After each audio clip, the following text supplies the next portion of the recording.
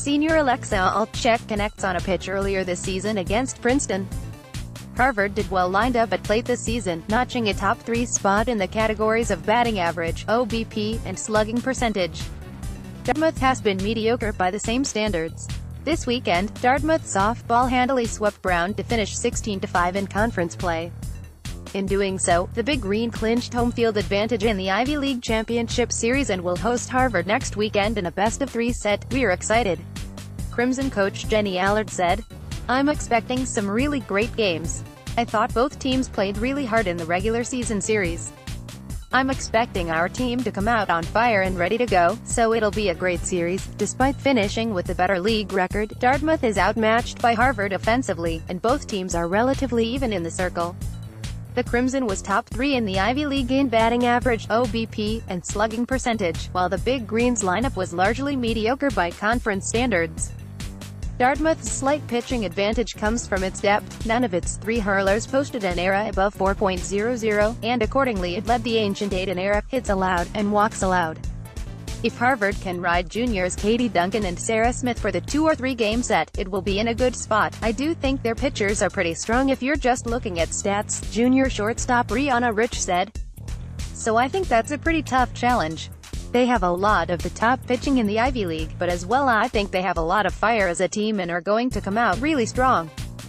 They don't really let other teams push them over, so I think that's going to be the biggest challenge, really fighting to win against how they approach the game." Juniors paving the way. The Crimson's 2018 lineup is anchored by junior infielders Aaron Lockhart, Rihanna Rich, and Megan Lance.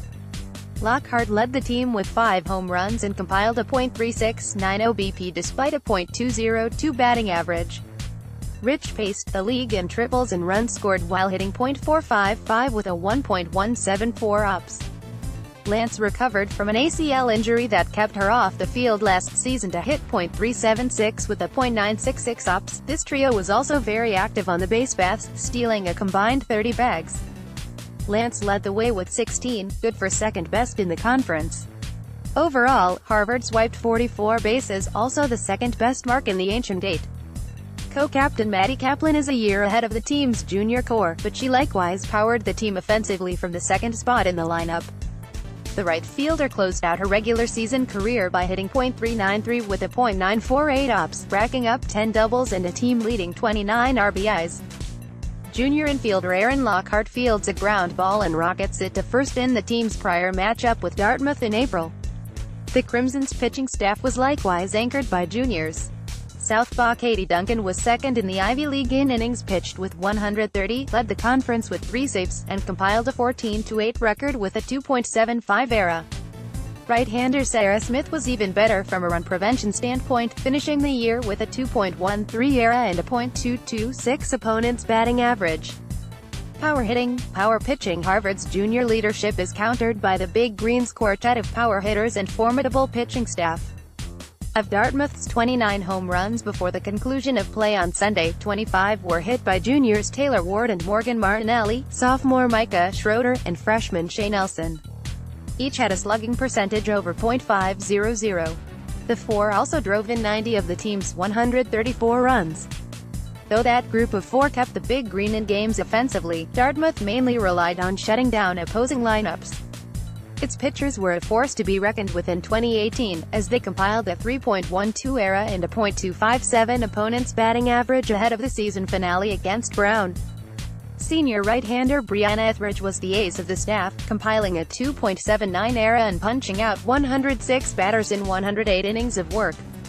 Etheridge started 21 games as the Big Green opted for a small 3-pitcher rotation, with freshman Shelby Wilkeson and Heather Turner making the rest of the team's appearances in the circle.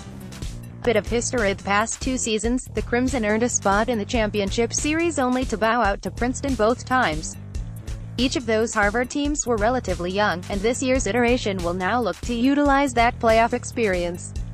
The Crimson hosted the series in 2016 and lost in 3, and it traveled to Princeton last year and was eliminated as the Tigers took the first 2 contests. Dartmouth returns to the conference final for the first time since 2015, when it won the series over Penn. The Big Green has just one other championship, which it won the year previous in 2014. Each time, Dartmouth defeated the Quakers to advance to the next round of NCAA playoff competition. In regular season meetings on April 21 and 22, Harvard emerged victorious over the Big Green by winning the first two contests. The Crimson prevailed in a marathon in the opener, as Duncan pitched all 11 innings and Lockhart hit a solo homer. Harvard comfortably won Game 2 as Smith took a no-hitter into the fifth, and Dartmouth came back to salvage the Sunday game. Each team closed out its regular season against Brown, as the Crimson dropped its last series by losing 2 games to the Bears and the Big Green just wrapped up a sweep. We have to earn it these next 2 weeks and really buckle down and focus on the things we need to work on, and although we did lose 2 games this weekend, I think it's an opportunity for us to grow and learn how we can be better for the championship," Rich said. Allard and her team repeatedly preached the importance of grit, teamwork, and trusting the process, and all 3 will be crucial heading into playoff softball. "I think it'll be really key to stick together as a team and support one another. Pick each other up when we need to and come out really with high energy and just play for each other and fight to keep our season going," Lance said. Staff writer Jack Stokolis can be reached at jack.stokolis@thecrimson.com. Read more on sports. UCLA eliminates men's volleyball from NCAA tournament recommended articles.